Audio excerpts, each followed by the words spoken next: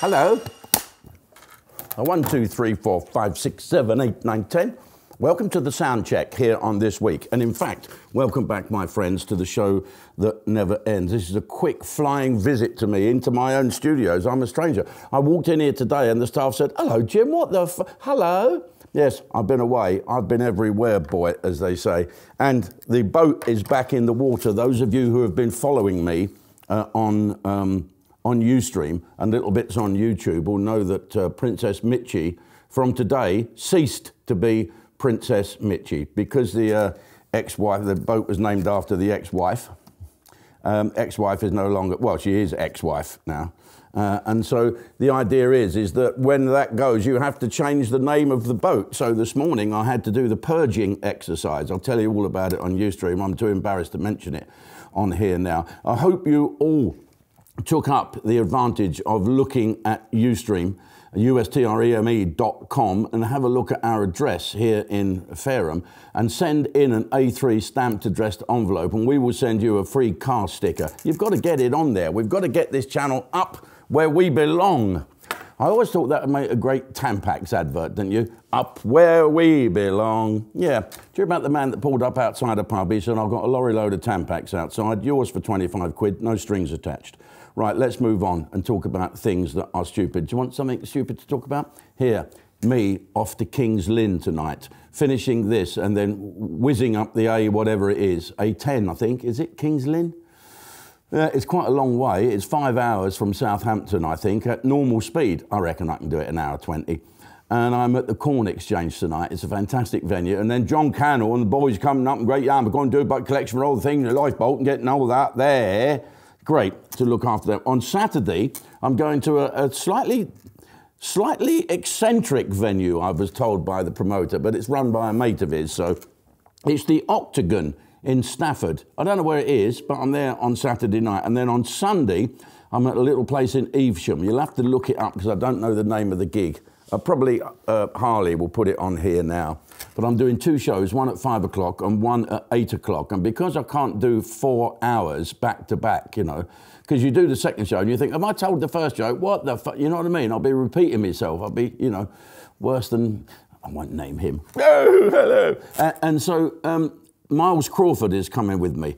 My dark friend, the Dark Destroyer. Yes, he's wonderful. And he's going to do half an hour to warm the audience up. Then I can go on and do 1.5 hours straight off, you know, for the second half. Filth and garbage and wokey things, of course. And then I can stop and we'll both get ready to do the second show. It's really, really confusing doing 2 shows. And I remember some greedy people, when we were doing Panto when I first started off, 3 shows a day on a Saturday, and you didn't know whether you was Rabbi or Popeye.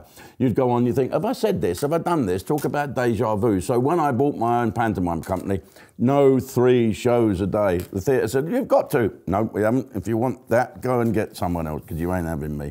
Right, let's talk quickly before we move over. We've got various things here. Oh, and get well soon, you cavalry horses and the people that were injured. You know, shit happens. Horses are horses. I think it's amazing how these guys stay on them all the time, these soldiers. But anyway, have you noticed how young soldiers are? When you were young, they looked like great big men with moustaches and hairy arms and great big hairy bollocks. Now, some of them don't even look as if they shave. Let's talk about St. George's Day. I've got some notes here. The autocue's broken, as you can tell. That's why I've got my looking at. Right. St. George's Day. So before it happened, the Met put out a statement saying listen to this, the far right would be protesting.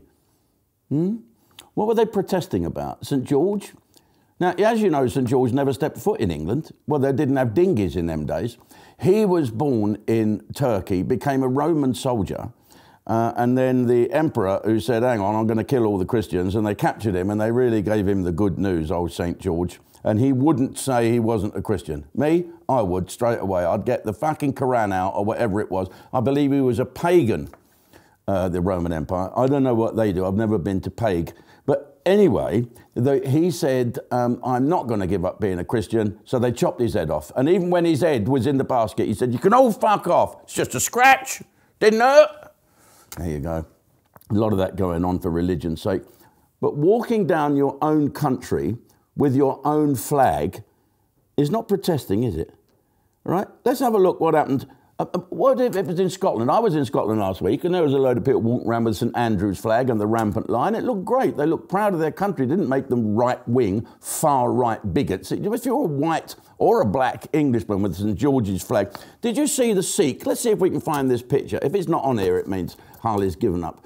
But it is, and handed his notice in and gone off to find the person that normally works with us, who's gone on holiday and hasn't returned. How long is it possible to go on fucking holiday for before you want to come back to work? It's crazy. Abby, come back! Anyway, there's a Sikh, and he had the St George flag on and a horse with a St George flag on. He didn't mean to have a horse, but he found an ex-cavalry horse galloping past his front room, so he leapt down and jumped on it. It was great to see it, and for the record, I'm a great admirer of Sikhs. I like them a lot. Just don't go out drinking with them. So, when did being patriotic make you a far-right terrorist, basically? It's ridiculous. Right, so it's funny how the police remembered what their job is, what their strength really is, when they had to take on St George's Day people. Yeah, they don't seem to do it when it's pro-Palestinians, where these people walking around with the sort of stuff all over their faces and flying these flags. It's ridiculous. So what they did, they arrested a man for being openly Jewish. Oh dear. Why didn't they arrest all them St George's supporters then? Because they were openly English. Being English is not a religion, is it? Being Jewish is a religion. There's not a country called Jerusalem. Fucking ridiculous, isn't it? So why can't we wear our nation's flag? Right now, I was in London when the marathon was going on. I said to people, I was at the marathon. How did you get on? How long did you take? Well, we got caught in traffic in Hyde Park, but about 9 hours to get there and back. I was in London, right, for the marathon, and what did I see on all the lampposts? A lot of lampposts, Palestinian flags, and they're probably still up there. So what about the St George's Day flag? Can the police do anything?